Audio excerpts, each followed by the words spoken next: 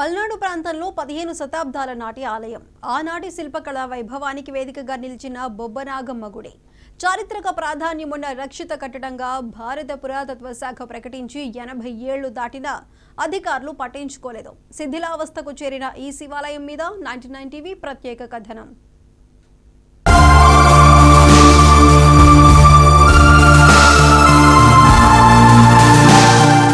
పల్నాడు జిల్లా దాచేపల్లి మండలం పొందుగుల గ్రామ శివారులోని శ్రీనివాసపురంలో ఉంది ఈ గుడి. క్రీస్తు శకం 6వ శతాబ్దంలో కట్టిన ఈ శివాలయాన్ని స్థానికులు బొబ్బ నాగమ్మ గుడిగా పిలుచుకుంటారు. అలనాటి శిల్పకళా వైభవాన్ని మనకు కళ్లకు కట్టినట్టు చూపించే ఈ గుడి పొందుగుల శివారు శ్రీనివాసపురానికి 2 కిలోమీటర్ల దూరంలోని అడవుల్లో ఉంటుంది. దండివాగు తీరాన ఉన్న ఈ దేవాలయం విష్ణు కుండినుల అద్భుత నిర్మాణ శైలిని ప్రతిబింబిస్తుంది.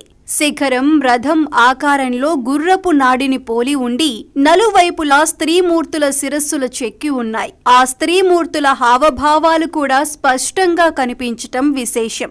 ఆలయ స్తంభాలు పిల్లన గ్రోవి ఆకారంలో ఉండి పల్లవ రాజుల శిల్పకళా చాతుర్యానికి నిదర్శనంగా ఉంటాయి. అయితే ఈ పరిసరాలన్నీ త్రవ్వి ఇక్కడి సంపదను ముష్కరులు తరలించుకుపోయారని స్థానికులు ఆరోపిస్తున్నారు. పల్నాడు ప్రాంతం శైవారాధనలో విశిష్టమైన దేవాలయాలు ఎన్నో ఉన్నాయి. అందులో మరి 6వ శతాబ్దం నాటి బొబ్బనాగమ్మ టెంపుల్ చాలా విశిష్టమైంది. ఆ నిర్మాణ శైలి, దాని వ్యవహారం అంతా చాలా చాలా బ్రహ్మాండంగా ఉంటుంది.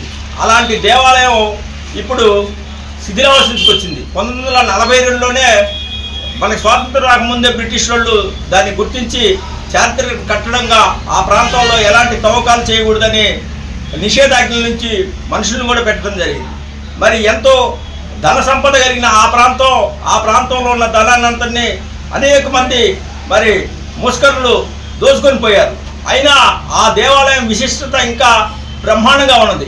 రక్షిత ప్రాంతంగా గుర్తింపు పొందిన ఈ ఆలయ అభివృద్ధికి చాలా కాలం కిందటే 50 లక్షలు కేటాయించినా పనులు మాత్రం జరగలేదు. పురావస్తు శాఖ అధికారుల మీద ఒత్తిడి తీసుకురావటం ద్వారా ఆలయ జీర్ణోద్ధరణ జరిపించాలని కోరుకుంటున్నారు.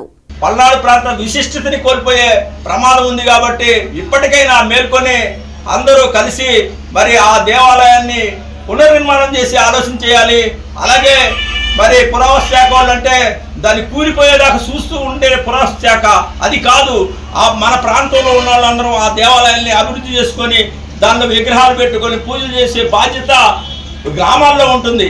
కాబట్టి ఆ గ్రామాల్లో అవేర్నెస్ పెంచి ఆ ప్రాంతంలో పురావస్తు శాఖ వాళ్ళ అనుమతి తీసుకొని మరి ఆ దేవాలయాన్ని మళ్ళీ విగ్రహ ప్రతిష్ఠ చేసి పూజలు చేసుకుంటే ఎంతో సౌకర్యంగా ఉంటుందని తెలియజేస్తూ మరి దీనికి అందరూ భక్తులందరూ తోడ్పాటిచ్చి అలాగే అధికారులు కూడా నిర్లక్ష్యం వీడి ఆ దేవాలయాన్ని పరిరక్షించవలసిందిగా కోరుతున్నాను.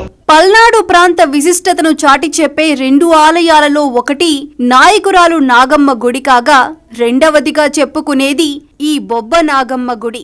దీని పునరుద్ధరణకు శ్రద్ధ పెట్టేలా అధికారుల మీద స్థానికులే ఒత్తిడి పెంచాలని, అలా జరగని పక్షంలో జీర్ణోద్ధరణకు కూడా గుడి మిగలదని హెచ్చరిస్తున్నారు.